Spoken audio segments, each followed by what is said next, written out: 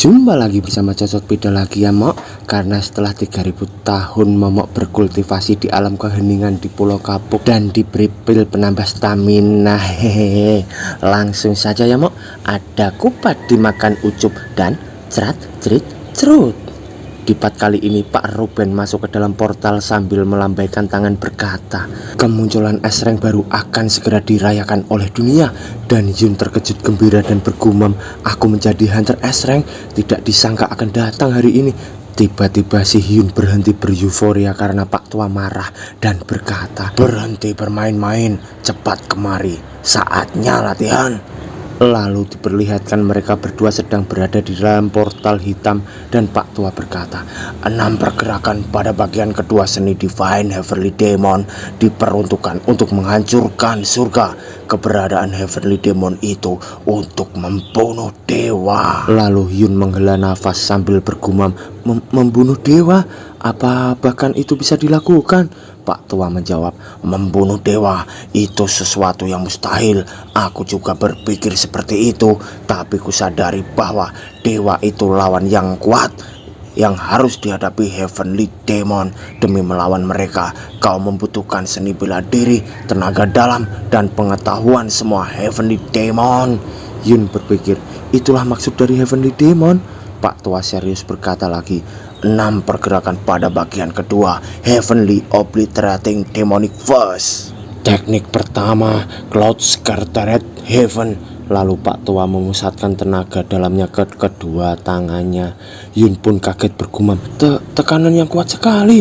Lalu Pak Tua berteriak mengarahkan tangannya ke atas dan duar. Lalu ledakan besar terjadi di bawahnya itu dan notif pun muncul. Anda mempelajari Cloud Scarlet Heaven, teknik pertama pada bagian kedua Heaven Obliterating Demonic Force. Pemahaman Anda saat ini 37%. Dan Yun terhempas terpental oleh ledakan Pak Tua itu. Lalu Pak Tua matanya bersinar dan berkata, teknik kedua Black Crow Heaven. Kau mengeluarkan pergerakan yang merendahkan surga. Lalu sat-set Pak Tua melesat cepat hingga membentuk banyak bayangan. Dan notif pun muncul lagi, Anda mempelajari Black Crow Heaven, teknik kedua pada bagian kedua Heaven Obliterating Demonic Force. Pemahaman Anda saat ini 33%. Pak Tua berkata lagi, buatlah surga berteriak, teknik ketiga Falling Heaven. Pak Tua melompat tinggi sambil tenaga dalamnya membara menyelimuti tubuhnya hingga matanya mengeluarkan cahaya api melewati Yun dari belakang. Sat-set melesat dengan cepat ke atas. Dan Yun bergumam, kalau seseorang sepertinya menjadi musuh hunter, itu akan menjadi mimpi buruk. Lalu Pak Tua dengan tangan penuh energi tenaga dalam berkata, ubahlah energi statis yang dihasilkan Falling Demon menjadi listrik, lalu serangan surga menggunakan petir. Terlihat tubuh Pak Tua sekarang dialiri petir-petir yang menyambar-nyambar. Pak Tua di atas membuat petir itu mengumpul dan Pak Tua berkata, teknik keempat Lighting Heaven. Yun matanya silau karena cahaya dari sikil Pak Tua tadi dan bergumam, teknik gabungan antara Falling Heaven dan Lighting Heaven. Dan di atas tangan Pak Tua terlihat gumpalan petir yang membentuk bola besar. Lalu Pak Tua berkata, jatuhkan surga yang sudah melemah. Teknik kelima Exploding Heaven. Pak Tua mengarahkan bola petir tadi ke arah tanah dan duar. Ledakan sangat dahsyat dari ledakan pertama tadi. Ledakan itu membentuk banyak ledakan. Pak Tua berkata lagi, berikan kematian pada surga yang sudah terjatuh. Lalu ia turun dan melesat hingga ke tanah. Terlihat tanah di bawahnya meledak saat Pak Tua melesat terbang dan ia berkata, teknik keenam Heavenly Spiritual Body. Ternyata pijakan dari Pak Tua tadi membentuk lubang besar yang membara dan latihan mereka masih berlanjut di dalam portal hitam itu. Lalu kita beralih di rumah sakit dan di sebuah ruangan sana terlihat pasien wanita sedang bercermin. Ternyata itu adalah Hunter Hayurak. Ia sedang bersedih dan tangannya gemetar dan menangis menghadap ke tembok sambil bergumam, bergumam, aku kehilangan banyak anggota. Aku benar-benar Guild Master yang tidak berguna. Sambil ia meneteskan air mata penyesalan. Lalu dari belakang terlihat ketua tim asosiasi Lee Min-ah masuk ke dalam ruangan Hayurak. Lee Min-ah berkata, "Uni, aku datang karena mendengar kabarmu yang sudah siuman." Lalu Yurak berkata sambil mengusap air matanya, "Aku unimu ya?" Lee Min-ah berkata, "Maaf, aku cuma bahagia bisa bertemu lagi denganmu." Lalu Yurak menjawab, "Tidak apa, bukan berarti aku tidak menyukai itu. Toh sekarang aku sudah tidak bisa menggunakan kemampuanku lagi." Lalu Lee Min-ah terdiam dan tersenyum berkata, "Jangan terlalu cemas, mungkin saja ini cuma sementara." Yurak memandangi tangannya sambil ragu-ragu, bertanya-tanya dan bergumam, "Akankah bisa kembali kekuatanku ini?" Lalu Yurak berkata, "Apa situasi di luar baik-baik saja?" Lee Min-ah menjawab, "Iya, karena kita berhasil menangani fragmen Yun Soshi menjadi pahlawan nasional." Yurak berkata, "Padahal Guild Masternya sudah siuman, tapi dia tidak berada di sisiku." Sambil Yurak menghela nafas, Lee Min-ah berkata, "Yun Soshi tidak menunjukkan pergerakan sama sekali setelah kunjungan Ruben." Yurak terkejut berkata, "Ruben?" Dan ia berpikir Ruben mengunjungi Yunso. Lalu kita dibawa ke apartemen Yun dan mereka berdua sudah selesai latihan dan keluar dari portal hitam itu. Lalu di sana Yun sombong tersenyum karena sombong adalah bagian daripada iman. Lalu di sana Yun berkata, "Bagaimana Pak Tua Master? Aku sudah berkembang bukan?" "Berkembang matamu, kau benar-benar menjadi angkuh." Sambil Pak Tua menendang Yun sampai terjatuh ke kasur. Dan Yun berkata, "Yang benar saja, tidak bisakah kamu sedikit memujiku Pak Tua?" Lalu Pak Tua berpikir, ini belum stabil, tapi dia menguasai Lighting Heaven cuma dalam 1 minggu. Lalu Yun melihat handphonenya, "Oh, dia sudah siuman." Pak Tua menjawab, "Apa maksudmu si wanita api itu? Sudah 2 hari yang lalu dia siuman." Lalu Yun bangun dan marah berkata, "Tidak bisakah kau memberitahuku kalau kau sudah mengetahui itu Pak Tua?" Pak Tua sambil tersenyum ia pura-pura tidak mendengarnya. Yun berkata, "Aku harus menemuinya." Lalu Pak Tua menyaut berkata, "Dalam kondisimu yang seperti itu, aku bisa mencium bau keringatmu dari sini." Sambil Yun melihat bajunya yang lusuh dan bau tubuhnya itu. Lalu terlihat sebuah tempat di sana dan Pak Tua berkata, "Tempat apa ini?" Yun menjawab, "Kau bisa melakukan itu." Sambil Yun membuka bajunya. Lalu Pak Tua berkata, "Yang kupakai atau tidak, semuanya mengikuti kata hatiku." Yun menjawab, "Tidak ada yang tak bisa dilakukan." Lalu Pak Tua tiba-tiba telanjang tersenyum berkata, "Aku bisa melakukan segala hal." Yun di belakang kaget karena ulah Pak Tua itu. Sambil Yun berkata, "Oh, penampilan leluhur."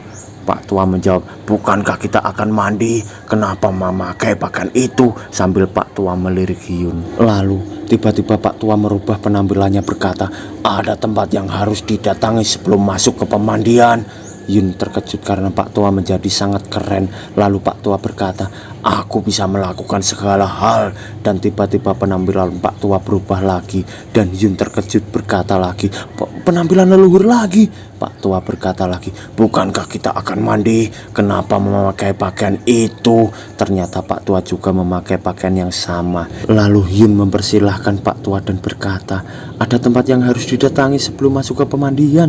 Terlihat di sana pria dan ada juga para wanita di pemandian itu sambil mereka bersantai.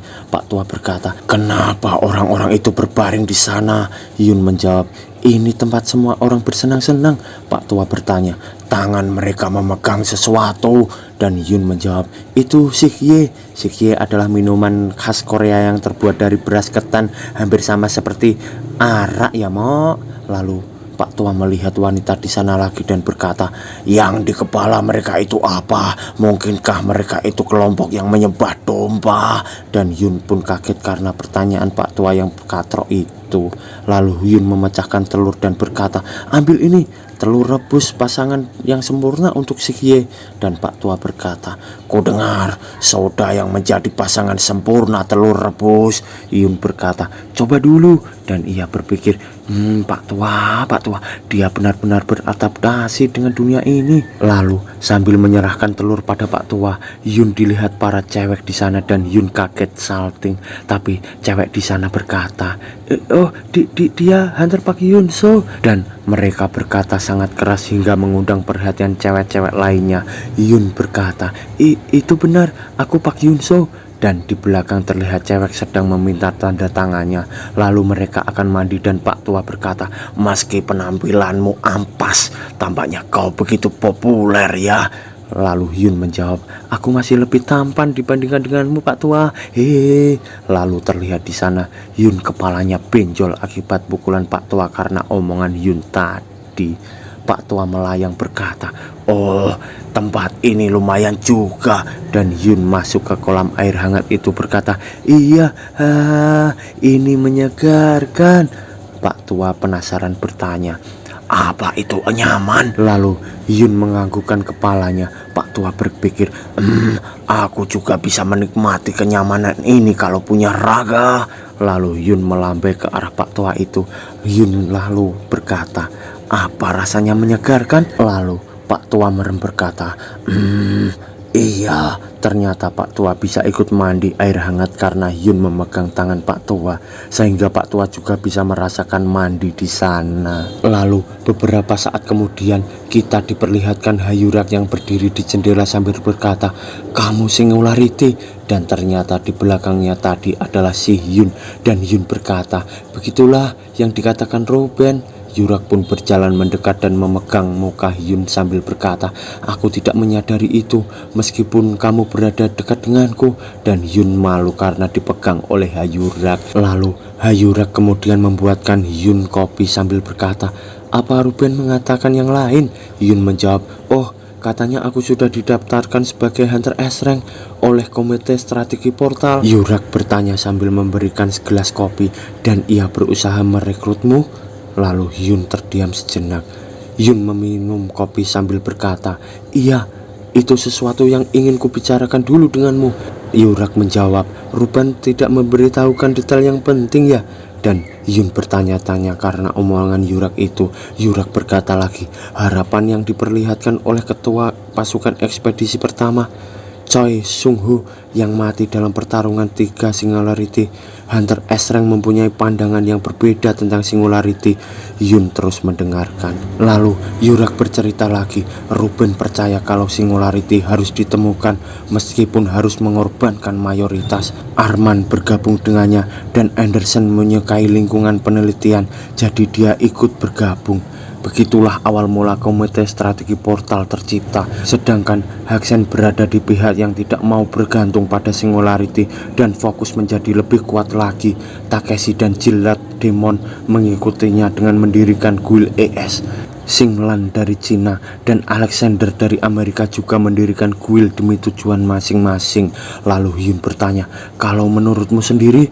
Dan Hayurak terdiam sejenak lalu berkata, "Jujur saja, aku tidak terlalu memikirkan tentang semua itu. Aku cuma mau melindungi rekan-rekanku dengan tanganku sendiri." Sambil Yurak mengepalkan tangannya, ia berkata lagi, "Itu tidak terlalu luar biasa, bukan?" Lalu Yun tersenyum berkata, "Tidak juga, itu terdengar keren." Lalu Yurak tertunduk berkata, "Terima kasih, tapi aku tidak berhasil menyelamatkan siapapun. Aku sudah tidak layak melakukan itu."